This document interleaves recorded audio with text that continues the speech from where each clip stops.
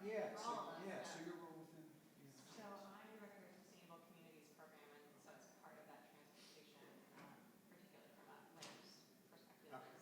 is what I do. And then I also have to coordinate the Transportation for Vermonters Coalition, which is a broader group of folks who are related to transportation from, well, the environmental side of things, but also healthcare, elderly disability. So the goal is to say, hey, we should address transportation because it addresses all of these different things. And absolutely. here we go.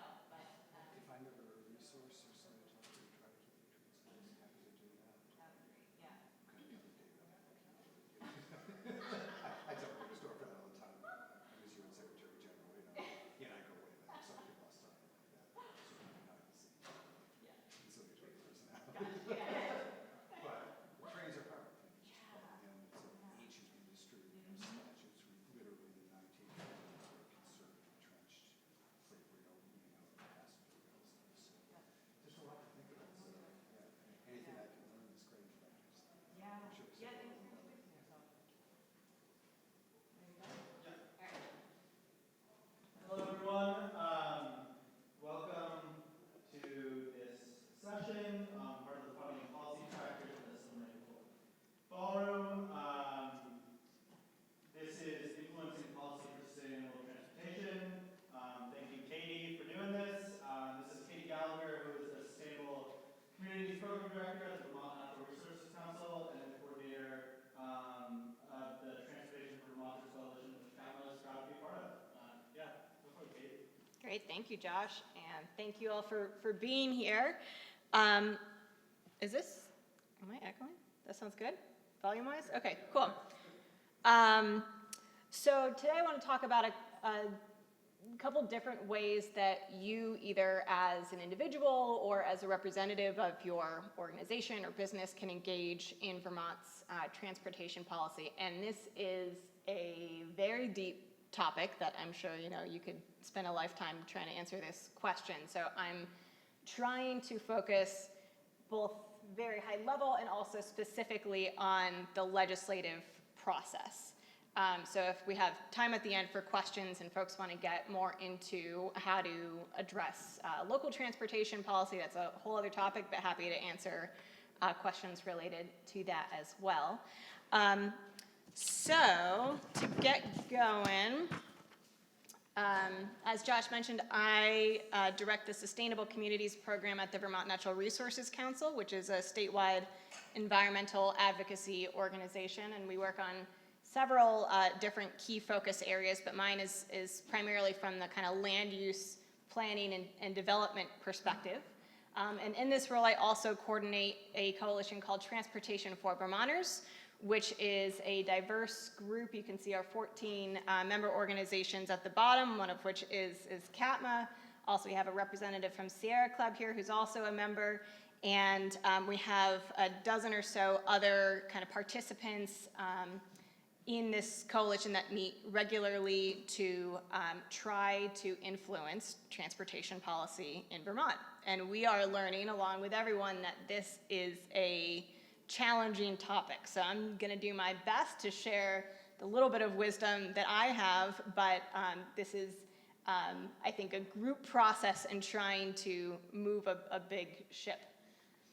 So what we're going to cover today, again, trying to keep it narrow and in our limited time, first talk about how transportation policy works in Vermont, so the very kind of basic process for legislation, how that moves forward, particularly related to transportation, and then how you can influence transportation policy in the legislature, although this is, I think, pretty applicable to having relationships with decision makers in general.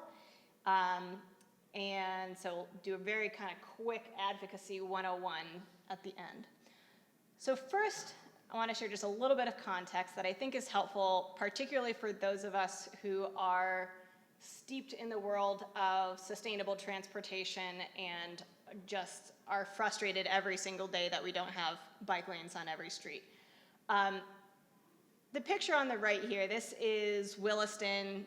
They're doing the MyTaft Corners kind of huge revisioning process.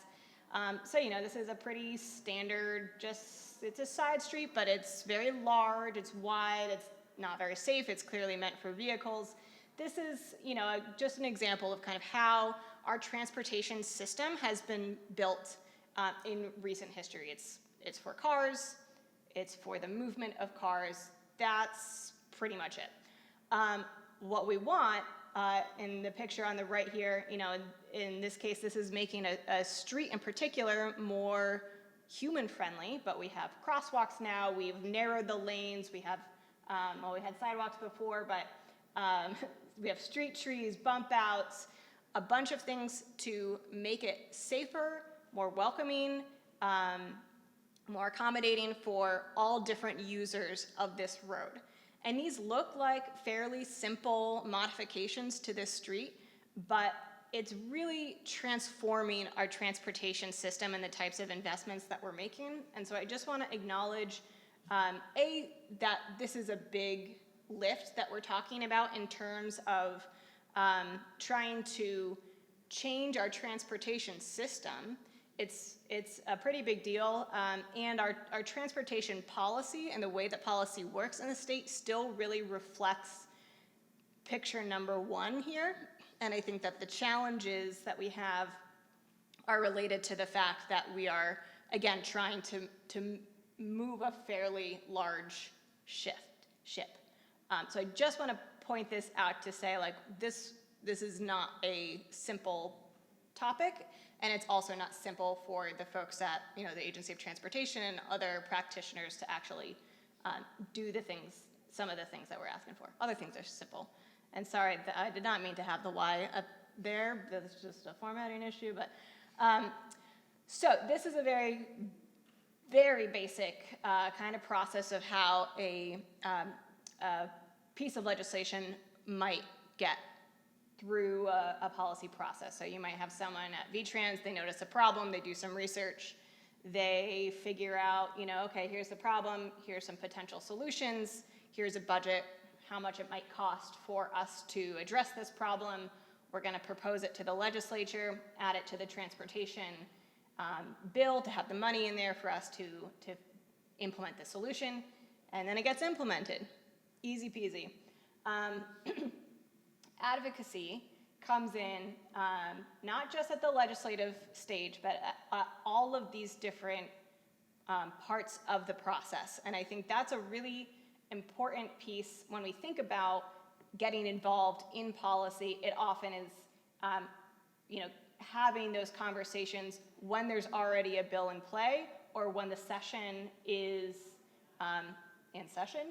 But getting into this conversation early and often is really, really critical, especially, again, in this transportation world where there's a lot of things that are kind of set in stone and have, we're doing them the way that they've always been done. In Vermont, most transportation policy is done through the transportation bill, or it's known as the T-bill. And so this is developed by the Agency of Transportation. They coordinate with the governor's office, the administration, so who is in office matters. And then they present that budget to the legislature. It starts in the House Committee on Transportation. They spend about 2 months hearing from staff at V-Trans, learning about what's in the budget.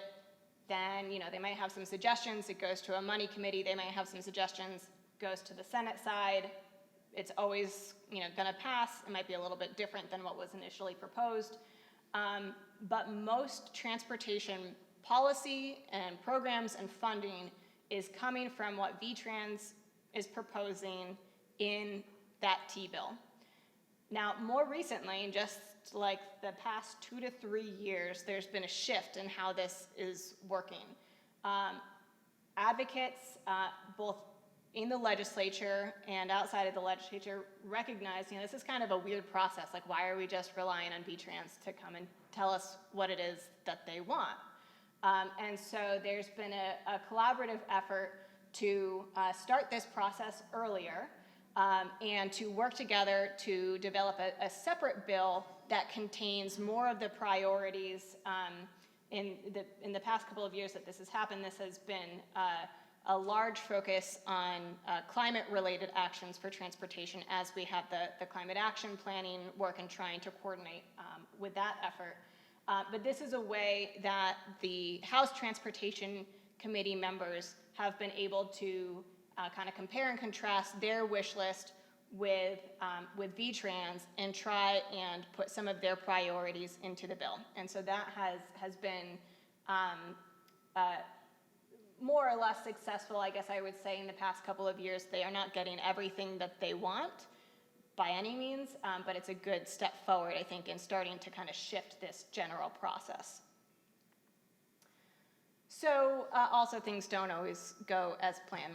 My process was just kind of like, how do you make a bill? But this is really what happens is, you know, for example, last year we supported a bill that would help to, or is requiring VTrans to plan a budget for updating a plan.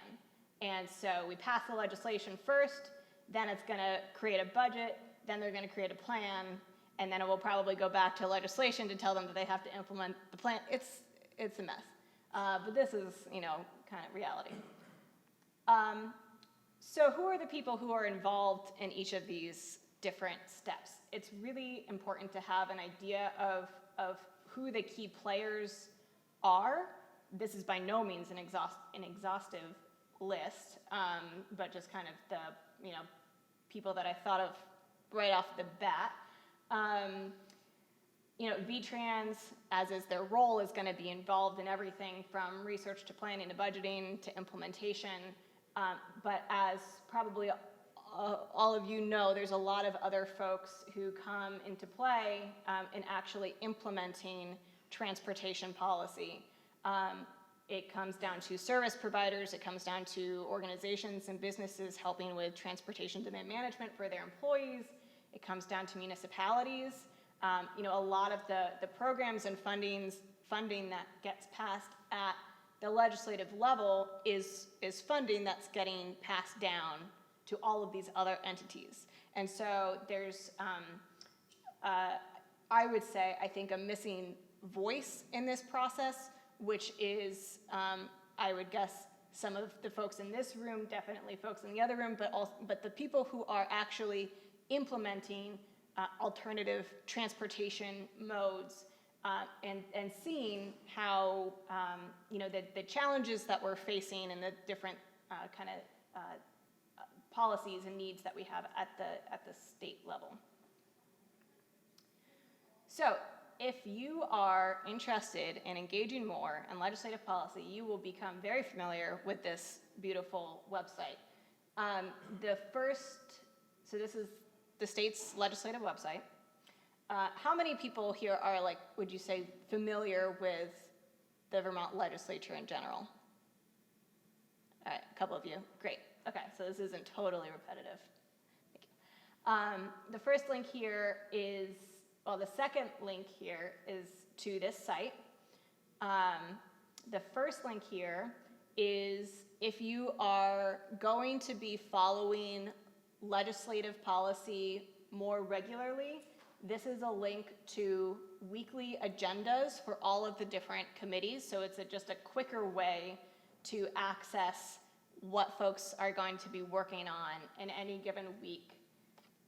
It is updated on Monday and then like every other minute after then. So it's just one example of why it is really difficult to engage in the legislative process if you are not paid to do so, because things change constantly. There's a lot of, as we'll see, a lot of kind of nuance and different pieces to get involved in and have an understanding of that can be difficult and frustrating.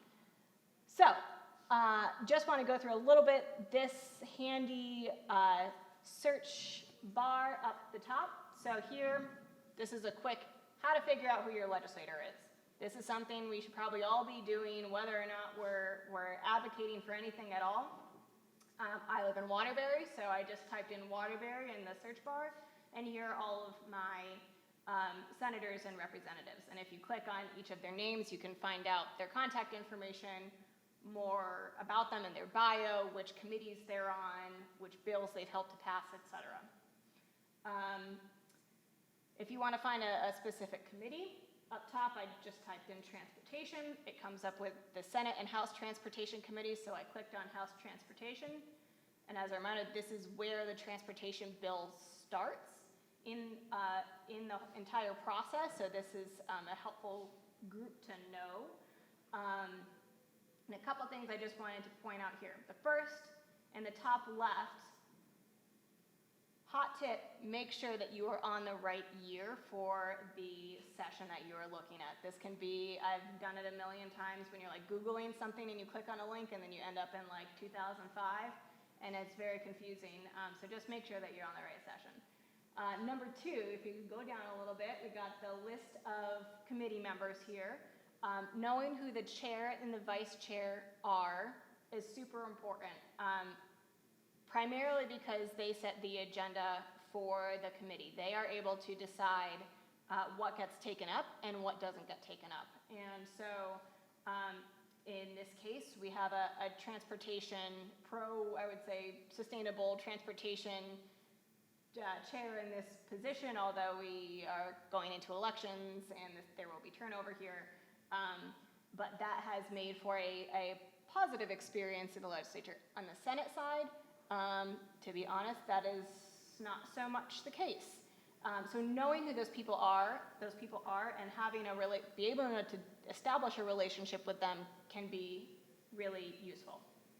Then if you go to the middle of the page here, again, you can see where the schedules are for their agenda. And thanks to COVID, we now have live streaming for all committee meetings.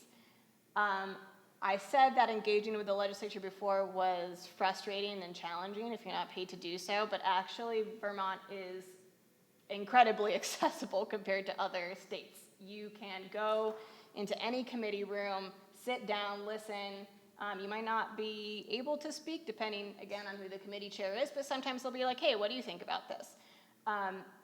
Now in post-COVID, those rooms are feeling even smaller, and so that's not such a fun time, but you are able to access the live stream, and they have recordings of all the committee meetings, which is super useful to go back and watch and do it on like double time, so you don't have to waste so much time. But that's a really handy tool to be able to use. So just scrolling down on this page, another important person to know is the committee assistant. They can help with all the kind of administrative things for the committee. And then you have all these documents. So there's a lot in here. I'm not going to get into it too much, but here I just went into the build tab. I knew that I wanted to look at H736, which was the transportation bill from last year. And here I can see all these documents related to this specific bill in this specific committee. If I wanted to know all the documents and like witness testimony and things like that for the bill in general, I'd go back to that search bar and type it in there, and then I could find all of the information. So, super, super quick Advocacy 101. The first thing, this is like so easy. What's the problem?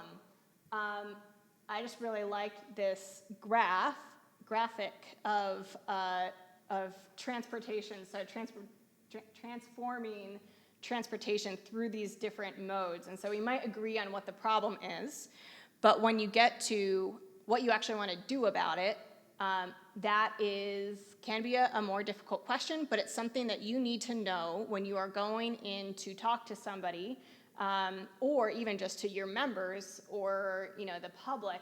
Having a clear sense of what you're actually asking for is really, really critical.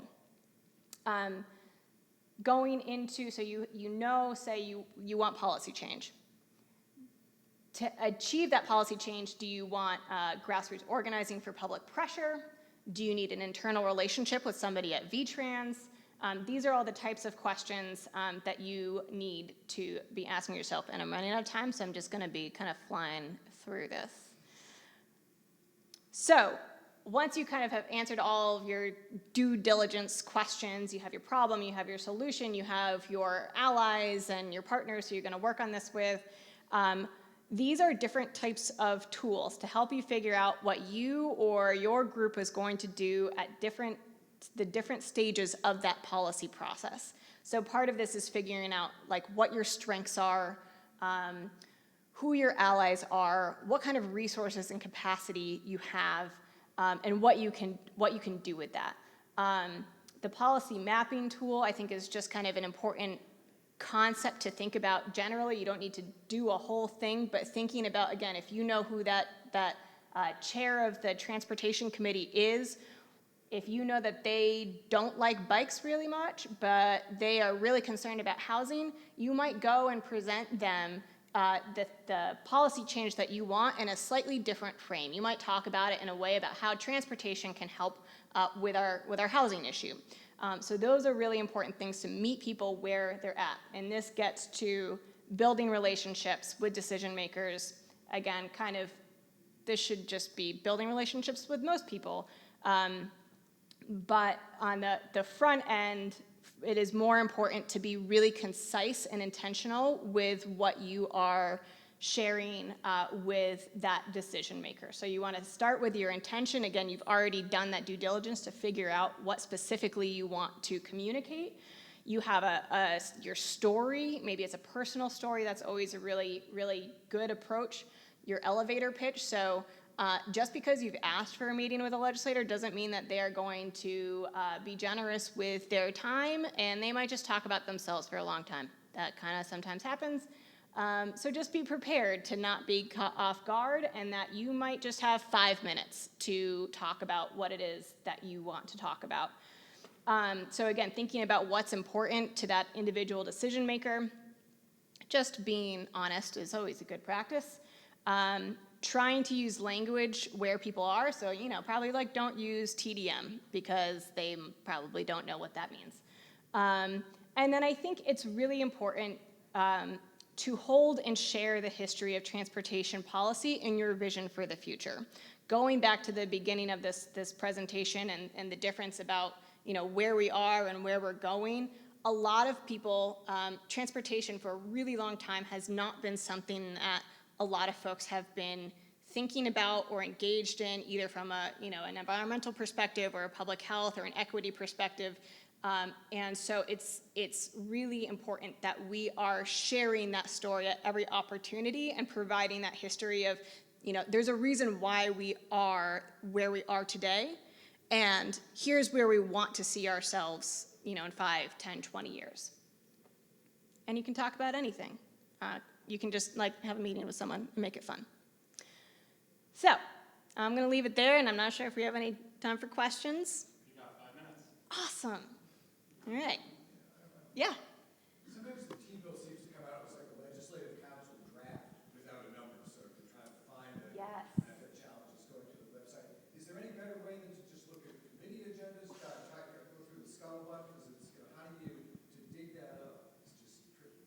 That's a great question, and I have also had that problem. I would probably just recommend reaching out to the committee assistant and asking them.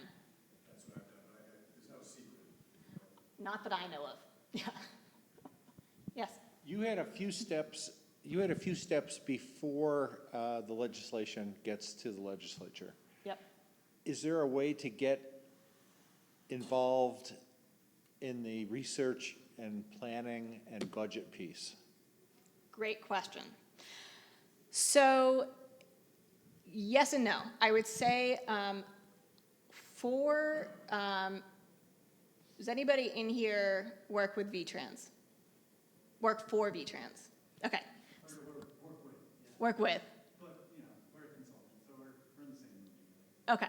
But so you're not, I'm not going to offend anyone, probably. It's, it has historically been very difficult to work with VTrans on this front end of the process. They are changing, and they are becoming more open to working with towns and with partners, both on the front end of the policy making process and on the implementation side, which there's been a lot of frustration over the years about just how inflexible VTrans can be given certain, rules and regulations. So I will say that things are changing in terms of working specifically with VTrans. However, there are other organizations, research folks at UVM and consulting work and others that have been doing research and planning outside of the legislative process. So for example, the Chittenden County Regional Planning Commission worked with Green Mountain Transit and others to do a transit financing study. So this would be an example of starting at the research phase, maybe, or you could say maybe planning and research. And now they are trying to bring it to the attention of the legislature to say, hey, here are some other methods that we can explore to fund our transit system. And then that could free up some dollars to spend on other transportation actions. So that's a process where that was led by a regional planning commission, which, there are opportunities to get involved in the regional planning commission, but the research itself was done by a consulting firm. So that's not really a clear answer to your question, but I will say that I think that I've worked in advocacy in Vermont for a long time. I am relatively new to transportation advocacy in Vermont, and it is a different and more challenging beast than other types of legislative issues.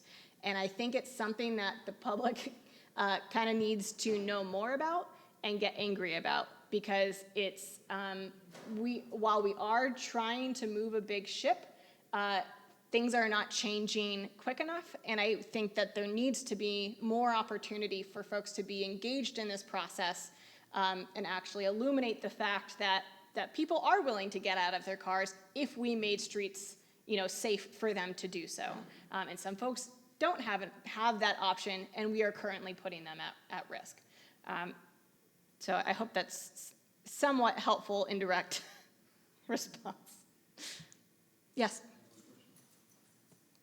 So I don't know if you've heard of American Society of Civil Engineers in Vermont. We do a lot of advocacy through our infrastructure report card. Okay, I didn't know that. Through that, we do it all in volunteer. It's all volunteer time. It's all volunteer time.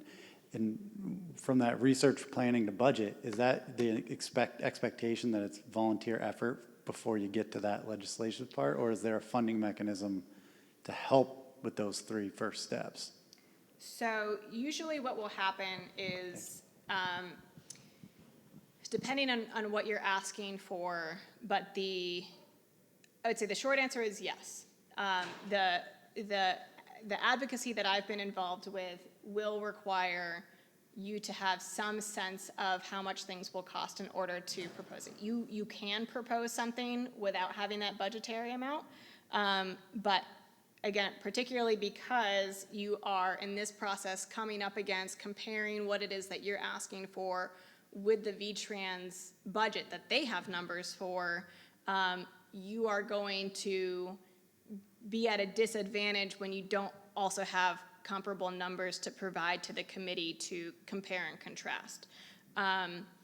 So that work is generally done by either the volunteers or the paid staff people who are a part of it, but no one really, it's kind of a crapshoot.